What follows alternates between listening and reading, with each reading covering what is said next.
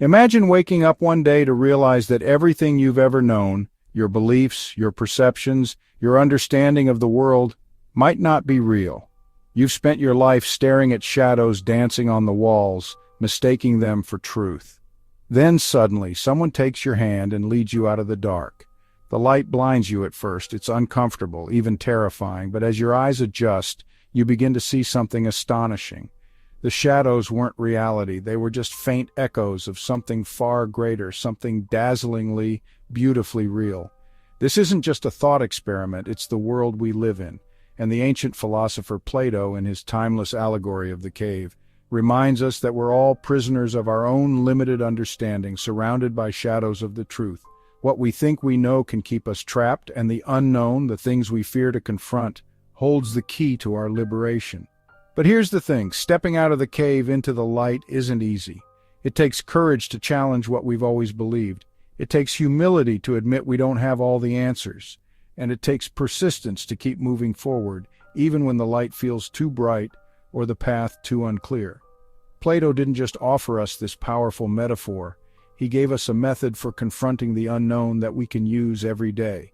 He teaches us to recognize our ignorance, to ask better questions, and to search for truths that go beyond what's easy or comfortable.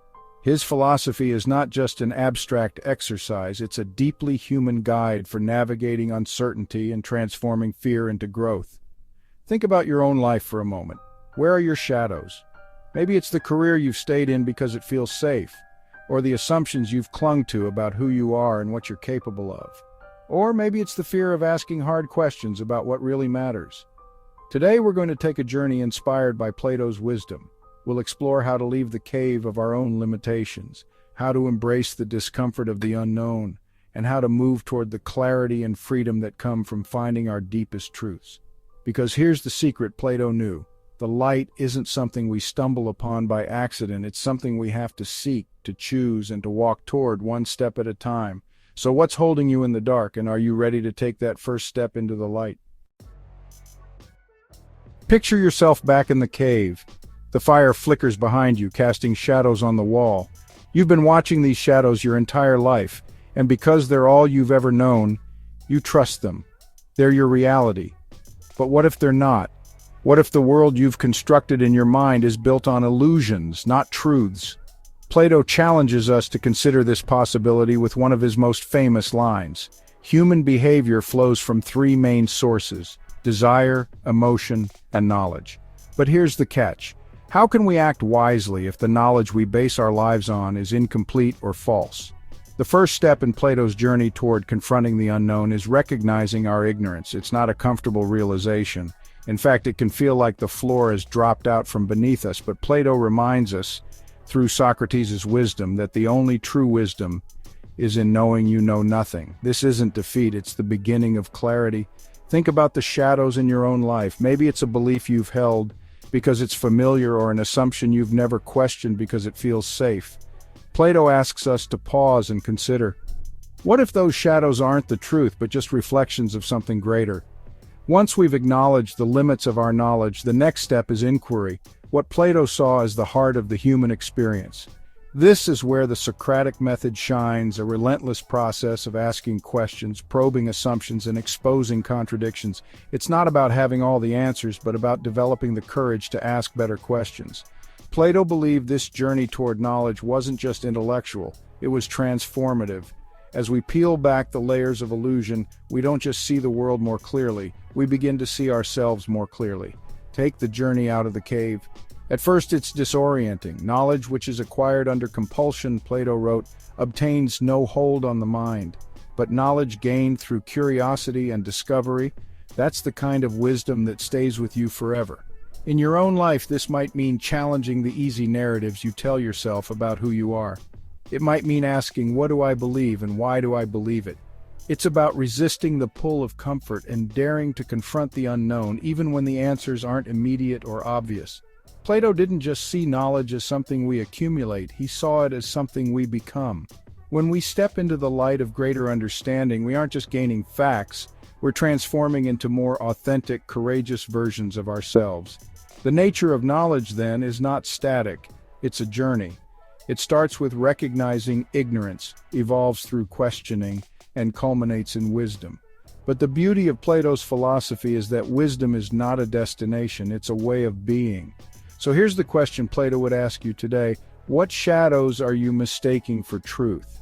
And are you willing to turn your gaze toward the light, even if it's uncomfortable, even if it changes everything?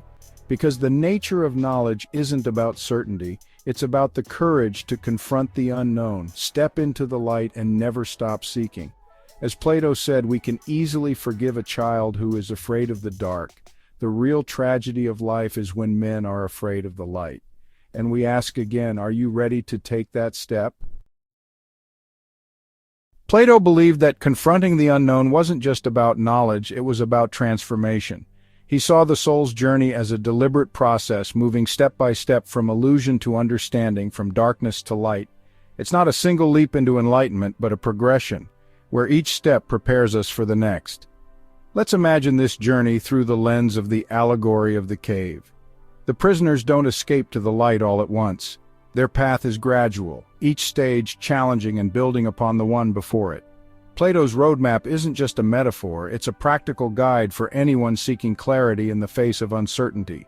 The first step is to realize that what we see is not always the full truth. Plato described our initial state as one of illusion, where we mistake the shadows on the wall for reality. To them, he writes, the truth would be literally nothing but the shadows of the images. In our lives, these shadows might be assumptions we've never questioned, stories we tell ourselves about who we are, or fears that keep us from moving forward. To progress, we have to look critically at these shadows and ask, what lies behind them? What am I not seeing? This isn't easy. It requires humility to admit that we don't have all the answers. But as Plato teaches us, this moment of recognition is the spark that ignites the entire journey. The next step is perhaps the hardest, turning away from the shadows and toward the source of truth. Plato writes that this can be painful, even disorienting.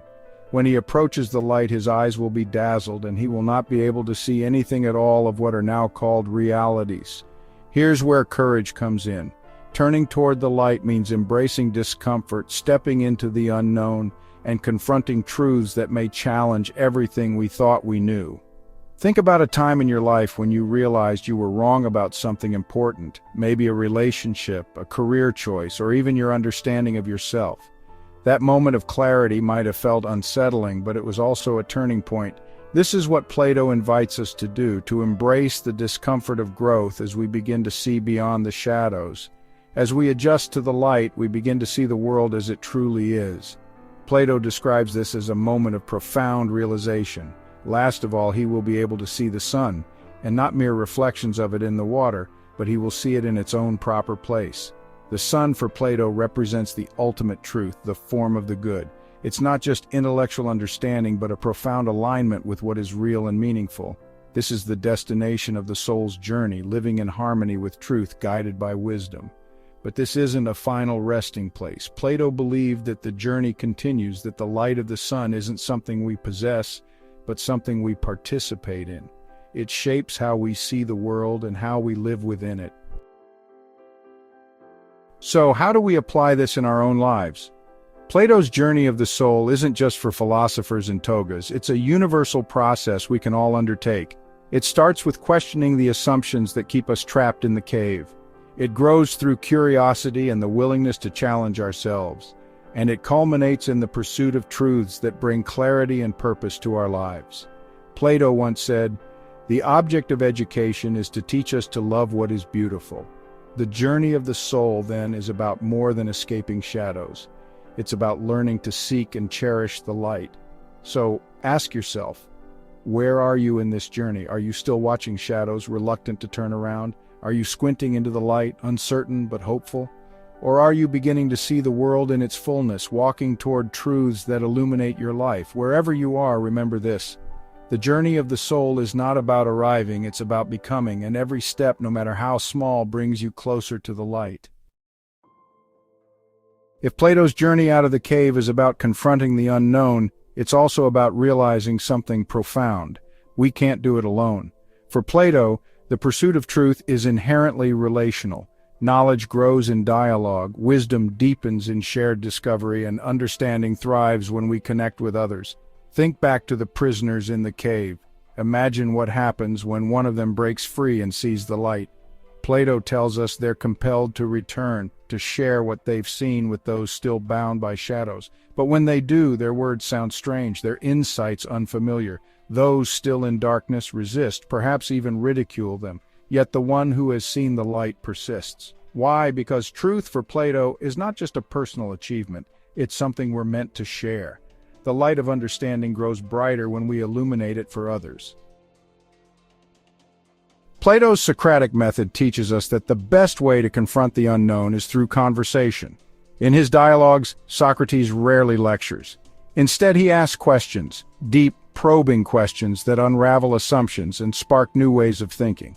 The unexamined life is not worth living, Socrates famously declared, but he didn't mean we should examine life in isolation. Dialogue is where examination begins. It's in the interplay of ideas, the exchange of perspectives, that we challenge our own limitations. Think about the last time you had a transformative conversation, one where someone asked you a question you couldn't immediately answer, or pointed out something you hadn't considered. That's the essence of interpersonal engagement. It's not about winning arguments, it's about finding clarity together. Plato's method shows us that true dialogue requires two things: humility and courage. Humility to listen deeply, and courage to speak honestly. When we enter into dialogue with an open heart and mind, we create the conditions for shared discovery.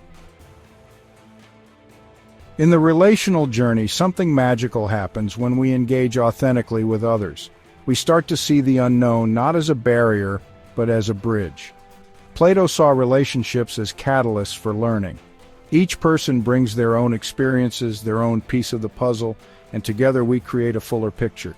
Each of us, he wrote, is like a sculptor, carving out a life, and every interaction is a chisel stroke, shaping who we are and what we understand.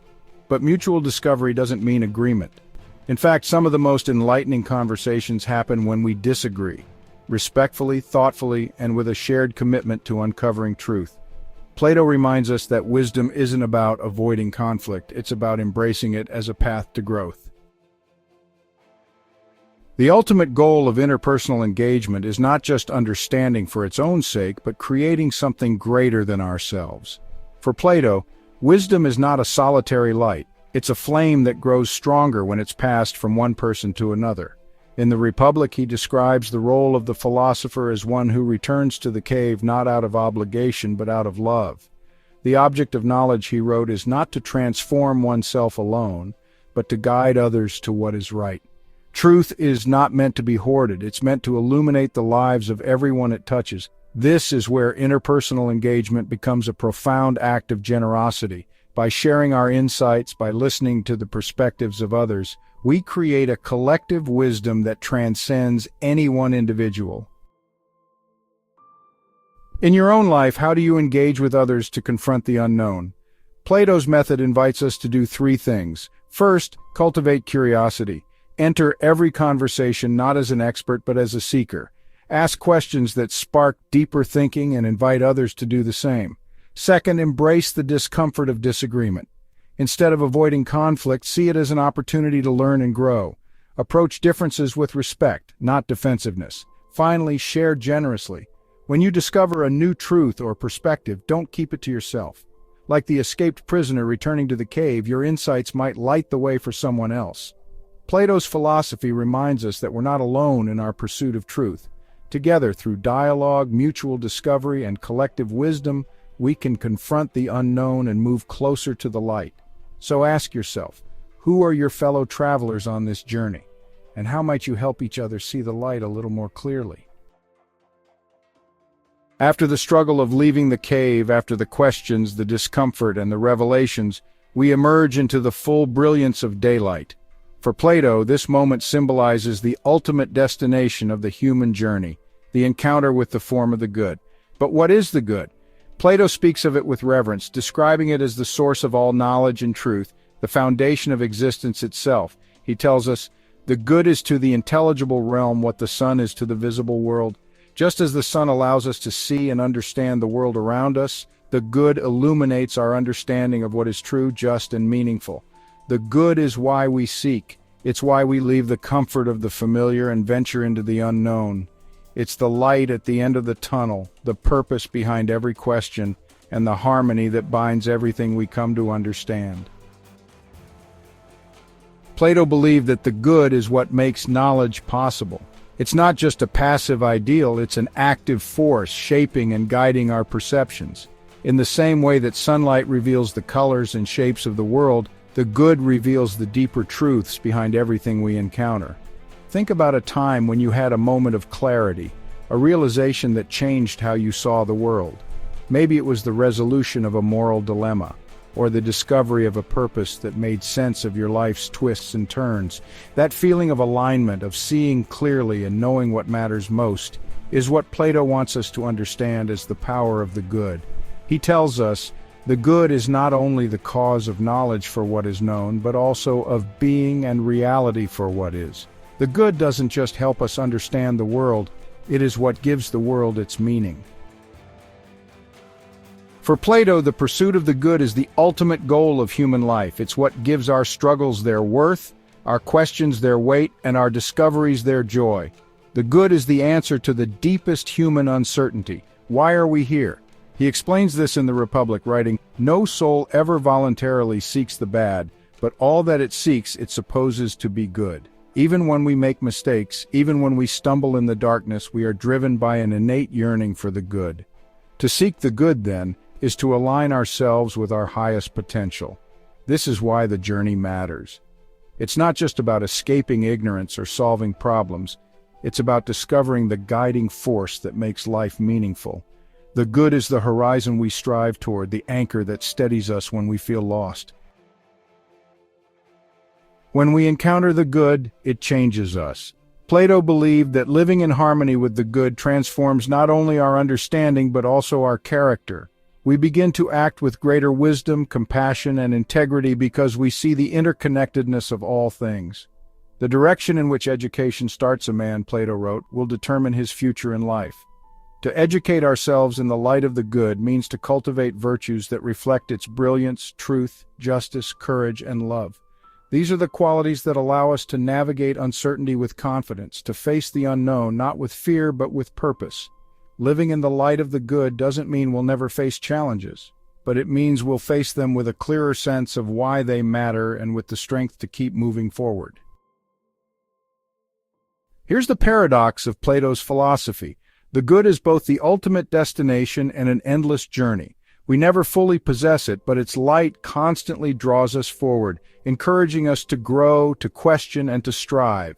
Think about how this applies to your own life. What is the light that guides you? What truths, values, or purposes give meaning to your journey? And when you encounter uncertainty, how does your vision of the good help you find your way? Plato reminds us that even when the path is unclear, the light of the good is always there, waiting to be seen. It is the reason we confront the unknown, the reason we grow, and the reason we strive to become the best versions of ourselves. A call to seekers. So why do we seek? We seek because the good calls us, softly, persistently, unrelentingly. We seek because the unknown is not the enemy, it is the path. And we seek because every step toward the light brings us closer to who we are meant to be. The journey is not always easy. The light can be blinding at times, the cave comforting in its familiarity. But Plato reminds us that the reward for seeking is nothing less than a life lived in harmony with the good, a life of clarity, purpose, and profound connection. So as you stand at the edge of your own uncertainties, remember why you seek. The light at the end of the tunnel isn't just an abstract ideal. It's a guiding presence, a source of meaning, and a reflection of the best within you. As Plato said, in the world of knowledge, the good appears last of all and is seen only with an effort. But once seen, it is inferred to be the universal author of all things beautiful and right. Keep seeking, for the light is waiting, and it will change everything.